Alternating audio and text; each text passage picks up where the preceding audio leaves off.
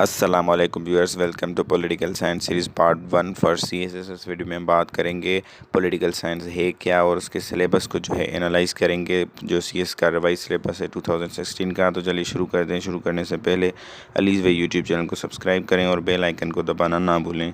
सबसे पहले एक नज़र जो है सीएसएस के रिवाइज सिलेबस 2016 के पॉलिटिकल साइंस के पेपर की। ठीक है, तो पॉलिटिकल साइंस का पेपर जो है वो 200 मार्क्स का होता है। ये ऑप्शनल जो है पेपर है। तो इसके जो है दो पेपर्स होते हैं, पेपर 1 और पेपर 2। पेपर 1 के जो है वो फिर से दो जो है पोर्शंस में डिवाइडेड है, पार्ट ए और पार्ट बी। पार्ट ए के जो हैं 50 मार्क्स हैं और पार्ट बी के भी 50 मार्क्स हैं। तो पार्ट ए में जो हम जो चीज़ें पढ़ेंगे उनको मैंने मार्क किया हुआ है। पार्ट ए में है वेस्टर्न पॉलिटिकल फ़िलासफ़र्स और मुस्लिम पॉलिटिकल जो है फ़िलासफ़र्स। तो इनमें से हमने इनकी थॉट पढ़नी है, फ़िलासफ़ी पढ़नी है। तो हम वेस्टर्न पॉलिटिकल थॉट में Plato, Aristotle, Machiavelli, Montesquieu, Hobbes, Locke, John Locke, John Jacques Rousseau, Mill, Bentham, Marx, Lenin, Mao, इनको जो है पढ़ेंगे वेस्टर्न पॉलिटिकल थॉट में। और कोशिश करेंगे कि जॉन रॉविस और फ्रांसिस फुकुयामा को भी जो है पढ़ें और हेगल को भी पढ़ें। ठीक है, उसके बाद मुस्लिम पॉलिटिकल थॉट्स में हम जो है पढ़ेंगे अल फराबी को, अल मवारदी को, अल गज़ाली और उसके अलावा इब्न खल्दून, शाह वलीउल्लाह और अल्लामा मोहम्मद इकबाल। ठीक है, और अगर हमें टाइम मिला तो हम निज़ाम अल मुल्क अल तूसी को भी पढ़ेंगे। उसके बाद हम जाएंगे पार्ट बी की तरफ। पार्ट बी में जो है पॉलिटिकल साइंस के बेसिक कंसेप्ट्स होते हैं, जैसे कि स्टेट सिस्टम क्या है, emergence of modern nation states कब हुई और इस्लामिक कंसेप्ट ऑफ स्टेट क्या है। और इसके अलावा जो है पॉलिटिकल कंसेप्ट्स हैं वेस्टर्न और इस्लामिक, जैसे sovereignty, justice, law, liberty, freedom.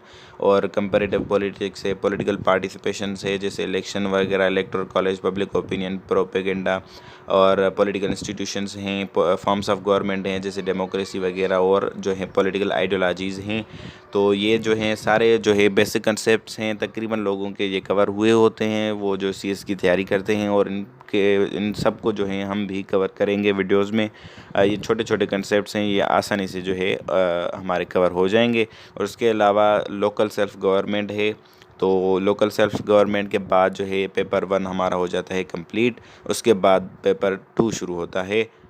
Paper 1 complete करने के बाद हम शुरू करेंगे पेपर 2, जो भी दो जो है पोर्शंस में डिवाइडेड है, पार्ट ए और पार्ट बी। पार्ट ए के हैं 30 मार्क्स और पार्ट बी के हैं 70 मार्क्स। ठीक है, तो पार्ट ए में हमने क्या पढ़ना है, तो पार्ट ए में हम पढ़ेंगे जो है पॉलिटिकल सिस्टम्स, मतलब जो है United states of America, United kingdom और फ्रांस के जो है पॉलिटिकल सिस्टम्स जो हैं वो कैसे चलते हैं, इनका फॉर्म ऑफ गवर्नमेंट कौन सा है और इनका प्रेसिडेंट या प्राइम मिनिस्टर वो कैसे इलेक्ट होता है, वहाँ पे पॉलिटिकल पार्टीज़ का सिस्टम क्या है।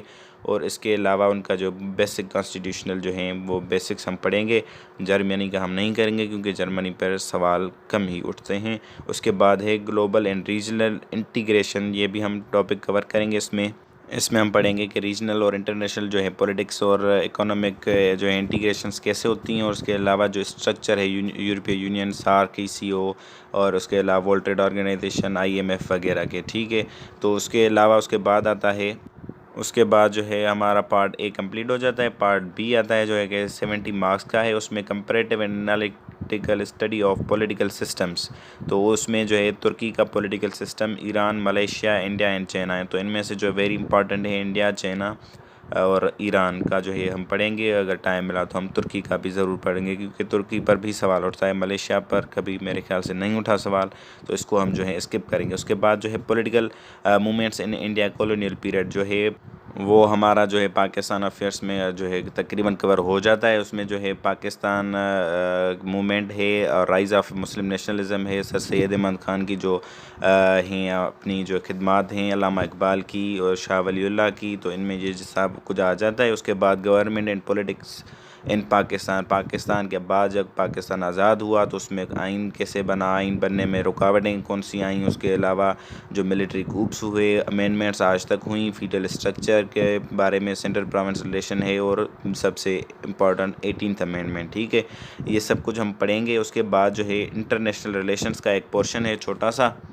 जिसमें हमने पढ़ना है कि international relations post world war 2 period. ठीक है, उसकी हिस्ट्री हमने थोड़ी सी पढ़नी और फॉरेन पॉलिसी ऑफ पाकिस्तान पढ़नी है। ठीक है, वो फॉरेन पॉलिसी ऑफ पाकिस्तान वो मस्ट है, वो पाकिस्तान अफेयर्स में भी हमारी कवर हो जाती है वैसे, और करंट अफेयर्स में भी।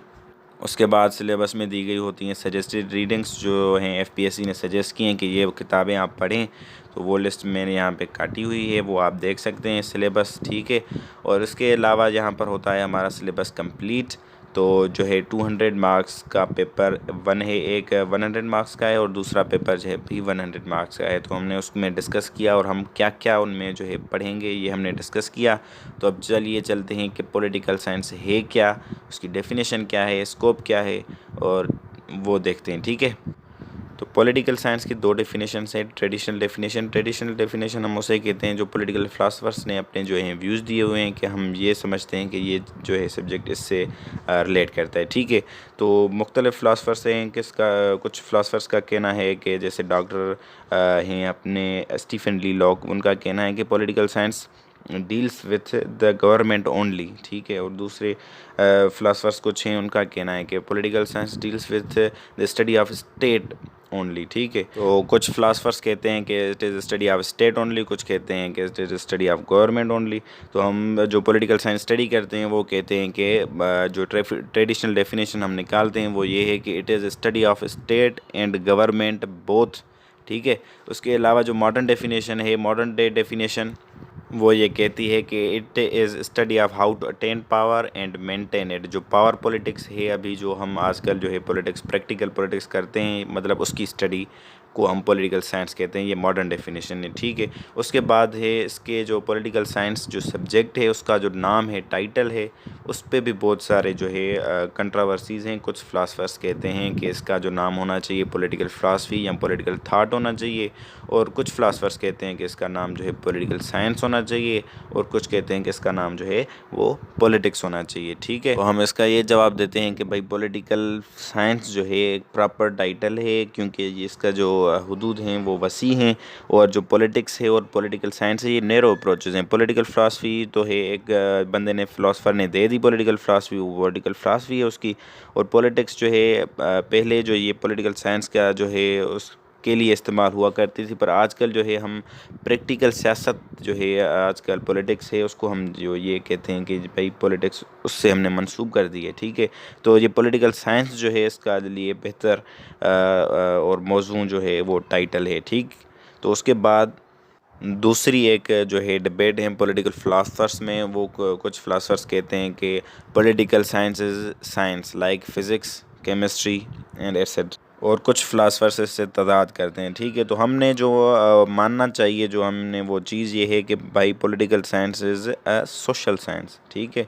जैसे कि सोशलॉजी है, और उसके अलावा अपना वो क्या होता है कि एंथ्रोपोलॉजी है, इस तरह it is a social science, ठीक है। तो आज के लिए इतना ही, अगली वीडियो में हाज़िर होऊंगा प्लाटोस पॉलिटिकल थाट में, तो वो देखना ना भूलिएगा। तो आज के लिए इतना ही। अलीज़ वे यूट्यूब चैनल को सब्सक्राइब करें और बेल आइकन को दबाना ना भूलें। शुक्रिया।